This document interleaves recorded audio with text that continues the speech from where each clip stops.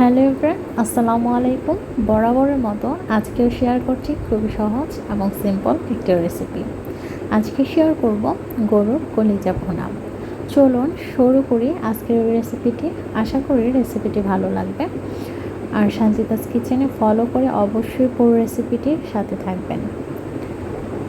প্রথমে গরু কলিজা ভুনার জন্য এখানে কিছু কলিজা এবং ফ্যাপসা দুটো মিলিয়ে নিয়েছি, টুকরো করে কেটে ধুয়ে নিয়েছি। চুলায় একটা হাঁড়িতে অল্প পরিমাণ পানি দিয়ে কেটে রাখা কলিজা এবং ফ্যাপসা দিয়ে দিচ্ছি। এই কলিজা এবং ফ্যাপসাটাকে আমি 10 থেকে 15 মিনিটের মতো সেদ্ধ করে নেব। দিয়ে দিচ্ছি লবণ আধা চামচের মতো, একটু নেড়ে চেড়ে নিচ্ছি।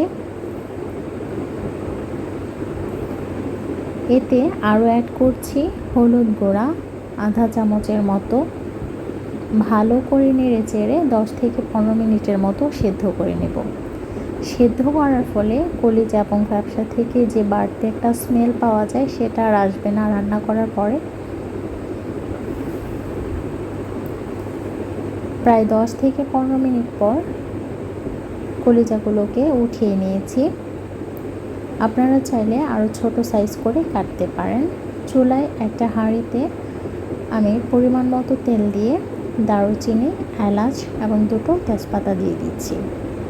দিয়ে দিচ্ছি পেঁয়াজ কুচি 1-2 কাপের মতো এবং একটা বড় সাইজের রসুন কোয়া নিয়েছি। ভালো করে তেলের সাথে মিশিয়ে নিচ্ছি এবং ভেজে নেব একটু হালকা লাল লাল করে। আদা এবং রসুন বাটা দিয়ে দিচ্ছি 2 টেবিল চামচ।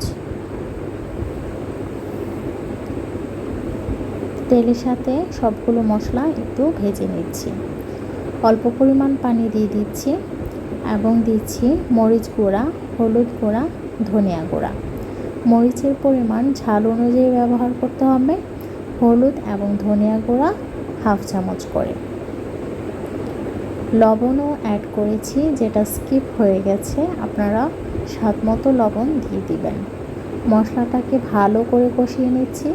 মশলা কষানোর উপর ডিপেন্ড করে আপনার রান্নার স্বাদ কতটুকু বাড়বে। পরিষ্কার করে রাখা কলিজা দুটোই দিয়ে দিলাম, সিদ্ধ করে নিয়েছিলাম। আপনারা চাইলে কলিজা সাইজ ছোট ছোট টুকরো করে কাটতে পারেন। আমি এই সাইজেও রেখেছি। একটা ঢাকনা দিয়ে 5 থেকে 6 মিনিটের মতো কষিয়ে নিয়েছি। আধা কাপের মতো পানি দিয়ে দিলাম। একটু নেড়ে চেড়ে মশলার সাথে মিশিয়ে নিচ্ছি। আবারও একটা ঢাকনা দিয়ে ঢেকে এটাকে রান্না করব 20 মিনিটের মতো। 20 মিনিট পর পানিটা যখন একটু শুকিয়ে আসবে, এ পর্যায়ে দিয়ে দিচ্ছি 1 চামচ জিরা গুঁড়া, 1 চামচ গরম মশলা গুঁড়া। আরও 5 মিনিটের মতো রান্না করব। কলিজা রান্নার গ্রেভি তৈরি হওয়ার জন্য ঝোলটা যখন একটু ঘন হয়ে আসবে সে পর্যায়ে কিন্তু রান্নাটা পুরোপুরি বুঝতে হবে হয়ে গেছে। আমার রান্নাটা পুরোপুরি হয়ে গেছে। এখন আমি চুলা থেকে নামিয়ে নিচ্ছি। কলিজা ভুনার এই রেসিপিটি পরিবেশন করতে পারেন গরম ভাত কিংবা পরোটার সাথে। আজকে এ পর্যন্তই। সবাই ভালো থাকবেন।